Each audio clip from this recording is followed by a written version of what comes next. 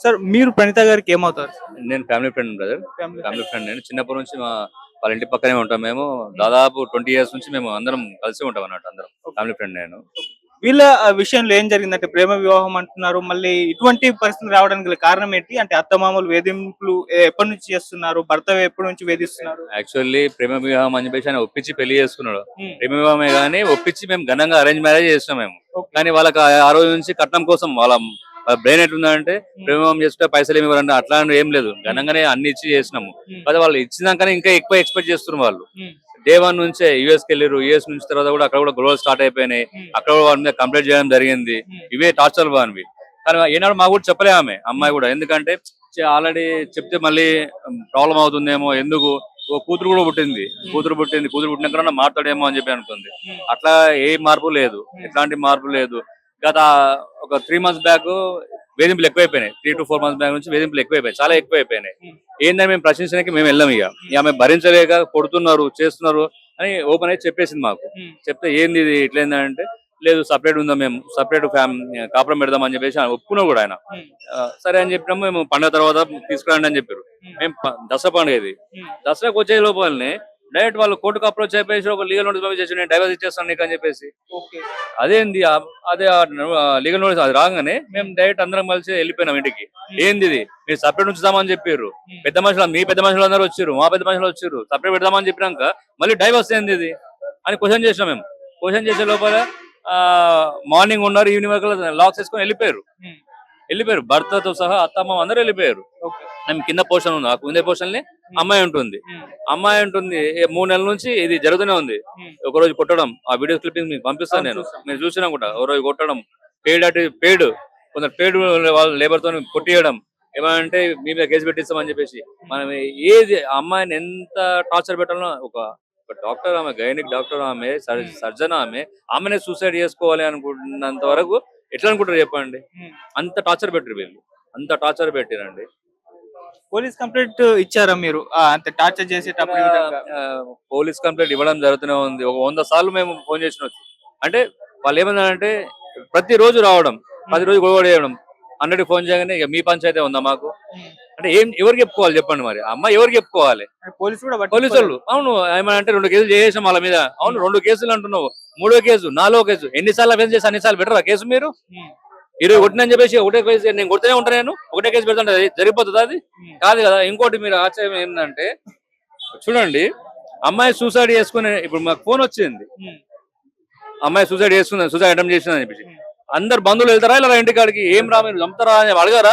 అడిగినందుకు కూడా మా మీద దాడి చేశారని చెప్పేసి అమ్మాయి పాపం ఇంట హాస్పిటల్ అడ్మిట్ చేసి అక్కడ వస్తే మమ్మల్ని కొట్టిరని చెప్పేసి మా మీద కంప్లైంట్ ఇస్తే, పిల్ల తల్లి మీద, అన్నల మీద ఎవరైతే సపోర్ట్ వాళ్ళ మీద ఎఫ్ఐఆర్ చేపించినారు. ఏందండి అది? ఆమె హాస్పిటల్లో ఉంది, ఆమె మీద ఎఫ్ఐఆర్ అయింది. ప్రణీత పేరు కూడా పెట్టారు అందులో.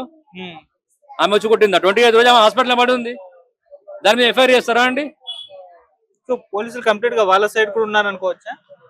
ఇక మేము మీకు ఇక ఒక పర్సన్ గా నేను వాళ్ళ మీద ఏమంటలేదు, నేను విజ్ఞతగా వదిలేస్తున్నాను. నేను ఇది కరెక్ట్ అన్నాను, విజ్ఞతగా వదిలేస్తున్నాను. నేను హాస్పిటల్లో అడ్మిట్ అయింది. మా బాధలు వాళ్ళ పేరెంట్స్ బాధలు ఉన్నాయంటే ఈక్వల్ నేను కూడా ఒక ఫ్యామిలీ మెంబర్ కాబట్టి చెప్తున్నాం. మా బాధలు మేమున్నాము, అది వదిలేసి మేము కంప్లైంట్ చేయకపోతుంటే 8 o'clock మేము ఇక్కడ హాస్పిటల్ అడ్మిట్ చేసి మొత్తం చేసి ఒక కంప్లైంట్ ఇద్దాం అని చెప్పేసి కంప్లైంట్ చేయకపోతే వాళ్ళని కూర్చోబెట్టి వాళ్ళతో కంప్లైంట్ ఆఫీస్ తీసుకున్నారు అంటే వాళ్ళు పోలీసులు నేను ఏమనట్లేదు, నేను విజ్ఞతగా వదిలేస్తున్నాను వాళ్ళకి. నేను సూసైడ్ లెటర్ కూడా ఉంది, మేము కంప్లైంట్ అవసరం లేదు. సూసైడ్ లెటర్ లో అందరు పేరు కూడా మెన్షన్ చేసింది. అమ్మాయి చనిపోతే కూడా ఇట్లనే చేస్తారేమో. ఇక సేఫ్ సైడ్ వల్ల దేవుని దయ వల్ల అమ్మాయి కొంచెం క్రిటికల్ నే ఉంది, కొంచెం ఓకే స్టేబుల్ అంటున్నారు. చనిపోతే కూడా మా అమ్మాయి కేసు చేస్తారేమో. ఇక ఏంటండి ఇది ఎక్కడ పోతున్నట్టు? సో ఇప్పటి వరకు అంటే హాస్పిటల్ ఇంత క్రిటికల్ సిచ్యువేషన్ లో ఉన్నప్పటికీ అత్తమామలు కానీ భర్త కానీ చూడడానికి వచ్చారా? అసలు వాళ్ళు చూడని కాదండి, తాళం వేసుకొని వెళ్ళిపోయారు. వాళ్ళు తాళం వేసుకొని పారిపోయారు. ఓన్లీ పోలీస్ స్టేషన్కి వస్తారు వాళ్ళు. వాళ్ళకి ధైర్యం ఏందో చూడండి మీరు. పారిపోయారు, ఇంటికి రారు వాళ్ళు.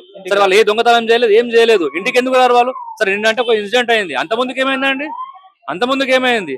ఎప్పుడు చూడు దొంగలాగా పారిపోవాలి. దొంగలు కాబట్టి పారిపోతారండి. మేమేం చేయలేదు కాబట్టి అక్కడ ప్రశ్నిస్తున్నాం వాళ్ళని, అక్కడ ఉంటున్నాం మేము. దొంగలు కాబట్టి పారిపోయారు వాళ్ళు. ఓన్లీ పోలీస్ స్టేషన్కి వస్తారు, ధైర్యంగా వస్తారు. పోలీస్ స్టేషన్కి ఎట్లా వస్తారంటే ధైర్యంగా? అంత ధైర్యం ఎక్కడదండి? ఎవరు ఇచ్చారండి వాళ్ళకి? నేను అనట్లేను, పోలీసులు ఏమనట్లేదు, నేను విజ్ఞతగా వదిలేస్తున్నాం వాళ్ళకి. అంత ధైర్యం ఎక్కడికి వచ్చింది వాళ్ళకి? పోలీస్ స్టేషన్ మాత్రం ధైర్యంగా వస్తారు.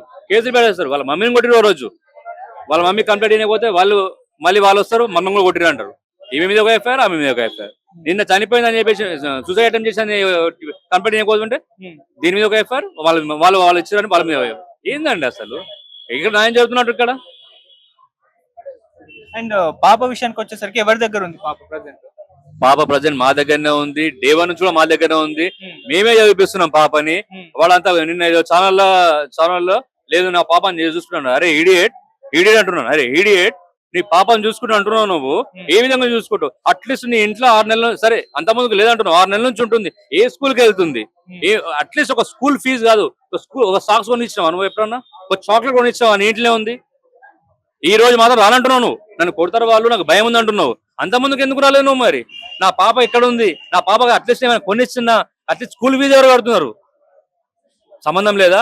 జస్ట్ ఒక పెళ్లి చేసుకుంటా, నేను లవ్ మ్యారేజ్ చేసుకుంటా, పిల్లలంగంట షో ఏది సరదా అయిపోయిన తర్వాత ఆమెను వదిలేస్తా, నేను అయిపోతుందా వదిలేస్తా అంటే? అక్కడ కమిటీ రాసి నాకు ఆస్తులో వాటా కోసం అంటారు. ఎవరికి రాస్తారా నువ్వు? నీ కూతురు ఏమని చూస్తారా? ఆ అమ్మాయి భవిష్యత్తు ఏంది? మరి ఆ చిన్న పాప భవిష్యత్తు ఏందండి? అడగరా పెద్ద మనుషులు అడగరా పిల్ల భవిష్యత్తు ఏందిరా బాబా అని? సరే అమ్మాయి ఒక అమ్మ కాబట్టి, ఆమెతో ఐదులు కాబట్టి డిప్రెషన్ కలిగి సూసైడ్ చేసుకుంది. నిజంగా చనిపోయి ఉంటే ఆ పాప భవిష్యత్తు ఏంది? వీడి మీద ఏం దౌరస్తా, ఏం నమ్మకం ఉంది మన మీద? సరే 6 నెలల నుంచి 1 ఇయర్ ఎప్పటి నుంచి పుట్టినప్పటి నుంచి వీళ్ళు ప్రేమ చూసుకుంటే మాకు కూడా ఏముండపోతుండే. అరే మంచిగా చూసుకుంటారా బాబు అని. ఇప్పుడు ఎవరు కడుతున్నారు ఫీజు? అడగండి వాడిని, ఎవరు చూసుకుంటారు? అట్లీస్ట్ ఒక సాక్స్ అంటున్నాను నేను, ఫీజు కాదు. అమ్మాయికి ఏది జీడీ గోయంక స్కూల్లో 1.5 lakh కట్టి మేము చదివిస్తున్నాం. ఆ చిన్న పాప, ఆ పాప కూడా ఏడుస్తుంది, మా మమ్మీకి ఏమైందని ఏడుస్తుంది. ఏం కాలేదు బిడ్డ, జ్వరం వచ్చిందని చెప్పేసి ఇంట్లో పెట్టేసినాం. పాప మీద ఎందుకని ఇంపాక్ట్ ఎందుకని? ఈ కట్నం అంటే కట్నం అనేది శాఖ లేకుంటే అది వేధించడానికి కారణం? అసలు ఎందుకు కట్నం కారణం? నేను అదొక సాకు మాత్రమే అంటున్నా. వాడికి ఇంకో ఇల్లీగల్ ఎఫ్ఐఆర్ ఉందని అనుకుంటున్నాను నేను. ఎందుకంటే ఒక అమ్మాయి, ఆమె కూడా నువ్వు ప్రేమించిన అమ్మాయి, అరేంజ్ మ్యారేజ్ కాదు, నువ్వు ప్రేమించిన అమ్మాయి వదిలించుకోలేక ఒక సాకు ఇది పెట్టడం, మా మీద పెట్టడం.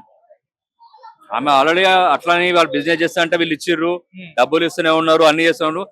ఈమె ఇప్పుడు రివర్స్ అయింది అన్నట్టు. నేను ఇవ్వలేను, మా మమ్మీ వాళ్ళని అడగలేను, నేను ఒక డాక్టర్ని, ఒక 2 lakhs శాలరీ వస్తుంది, నేను పోషించుకుంటాను. నేను అంతమంది పెద్ద మనిషి ముందు కూడా అదే చెప్పింది. ఒక సపరేట్ ఫ్లాట్ లో ఉందాం మనం, సపరేట్ ఫ్లాట్ లో ఉండేసి నేను పోషించుకుంటా, నువ్వేం వర్క్ చేయకు, నువ్వు నాకు 2 lakhs శాలరీస్ వస్తాయి, కటింగ్ 2 lakhs వస్తాయి, 2 lakhs బతకలేదా అంటే ఓకే సపరేట్ అని చెప్పేసి వాడు. అమ్మ మళ్ళీ నన్ను ఏదో సపరేట్ చూస్తున్నాం అనుకున్నారు. ఎంత వదిలించుకుంది, దీన్ని ఎంత కొట్టినా తిట్టినా గానీ ఇది ఉండనంటుంది. ఇది ఇంతవరకు పని మనిషితో కొట్టించాను, మీకు వీడియో పంపిస్తాను. నిన్న వాళ్ళ మామ కొట్టింది కదా, ఆ వీడియో వచ్చింది. ఇప్పుడు ఆ అమ్మాయి మొబైల్ లో చూపిస్తాను, నేను మీకు ఇస్తాను. నేను ఒక పేడ్ పని మనిషి కాదు ఆమె, ఇప్పుడే దొరికింది. ఆమె పని మనిషి కాదు, పేడ్ తెచ్చుకుని ఒక ఆమెని తెచ్చుకొని కొట్టించారు బయట నుంచి రౌడీ లాగా. సో ప్రజెంట్ మరి ఆరోగ్య పరిస్థితి ఏ విధంగా ఉంది? డాక్టర్స్ ఏం చెప్తారు? డాక్టర్స్ తో నిజంగా మీ ముందర నేను వెళ్ళి మాట్లాడి ఉంటానండి. ఏం చెప్పలేమండి, కొంచెం క్రిటికల్ గా ఉంది. ఎండోస్కోపీ చేయాలంటున్నారు, ఎండోస్కోపీ సంథింగ్ చేయాలంటున్నారు. ఇంకొక ఎందుకంటే దాని ఇంపాక్ట్ మినిమం 70 to 82 hours దాకా ఉంటుందంట. ఇప్పుడు ఓన్లీ 48 hours అయింది కదా అండి. ఈవినింగ్ వరకు తెలుస్తుంది మనకి ఏమైంది. కొంచెం ఆమె మెడిసిన్ కూడా కొంచెం ఏమంటారు సహకరిస్తుంది అని చెప్పి అంటున్నారండి. అండ్ డాక్టర్ ప్రణీత గారి విషయంలో మీరు ఎటువంటి న్యాయం కోరుకుంటున్నారు? న్యాయం ఏంటంటే అంటే ఒక చిన్న చెప్తున్నా, ఒక సూసైడ్ నోట్ కూడా ఉంది, ఆమె రాసి పెట్టి ఉంది. నా చావుకి కారణం వీళ్ళందరూ అని చెప్పి అంటుంటే సిల్లీగా వాళ్ళ మీద ఏం కేసు పెట్టారు తెలుసా అండి? ఇంట్లో చొరబడి తిట్టిన ఒక కేసు ఉంటుంది, అది పెట్టినా అండి. 447, 427 వచ్చేది పెట్టినా అండి. ఇదా ఆమె మీద, వాళ్ళ మీద రిమాండ్ చేయాలి వెంటనే వాళ్ళని. ఆమెకి న్యాయం చేయాలంటే ఫస్ట్ ఆఫ్ ఆల్ వాళ్ళని రిమాండ్ చేయాలి, అత్తమామని, అత్త మామ భర్తని. అండ్ వాళ్ళకి ఎవరైతే ప్రేరేపించో చుట్టాలు వాళ్ళందరూ రిమాండ్ చేయాలి ఫస్ట్ వాళ్ళ మీద. ఈ సెక్షన్స్ పనికిరావు. మీకు పెడతా నేను, వీళ్ళ మీద కేసు పెట్టమనండి అండి. అన్యాయం ఏందని చెప్పేసి నేను పోతే నా మీద కేసు పెడతారా? బ్యాక్గ్రౌండ్ బాగుందనా? బ్యాక్గ్రౌండ్ ఉందన్నాడు కదా, నేను చెప్పలేను. ఇప్పుడు నిన్న సిఐ గారు సంథింగ్ ఎవరు ఇచ్చారు మన తెలియదు, నాకు ఒక స్టేట్మెంట్ ఇచ్చారు, పోలీసుల పైన ఆరోపణలు అవాస్తవం. సరే అవాస్తవం సార్, మీరు మంచోళ్ళే సార్, మీరు గ్రేట్ సార్. ఇదేంది 2 FIR లేనిది? ఇది అమ్మాయి చనిపోయిందని అడుగుతా, క్వశ్చన్ చేయొద్దా? ఎవరిని క్వశ్చన్ చేస్తే మా మీద కేసు పెడతారా? కొడతా అంటే మేము ఆపినామండి, కోపం ఉండదు, ఆవేశం ఉండదు. కొడతామంటే మేమే ఆపినాం, వద్దు వేరే అయితే అని చెప్పేసి వాళ్ళే పోలీసులు వచ్చేసి వాళ్ళని జీపులు ఎక్కించేసుకొని పోయి తీసుకుపోయారండి. ఎక్కడ కొట్టిరండి వాళ్ళని? తల్లి మీద, వదినల మీద, వాళ్ళ అన్నల మీద. ఎందుకంటే వీళ్ళు ఆల్రెడీ వచ్చినాం కాబట్టి. మీతో మీద పెడదామని చూసే వాళ్ళ డాడీ మీద పెడదామంటే వాళ్ళు ఆల్రెడీ గవర్నమెంట్ ఆఫీసర్స్ కాబట్టి ఆ, ఉంటాయి కదా అన్ని సీసీ కెమెరాస్ కానీ వాళ్ళ మీద పెట్టలేదు.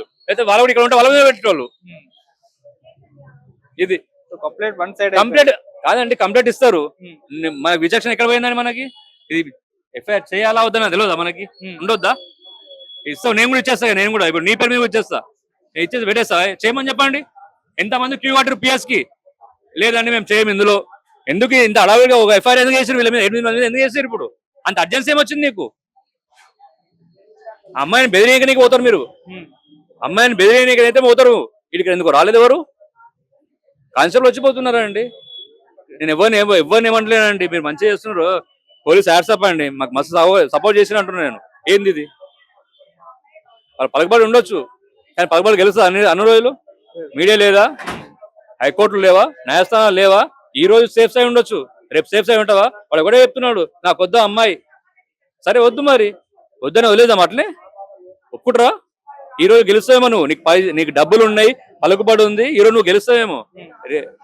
కాలం నిర్ణయం డిసైడ్ చేయదా? నీకు సపోర్ట్ చేసేటోళ్ళని నీ మాత్రం డిసైడ్ కాదా?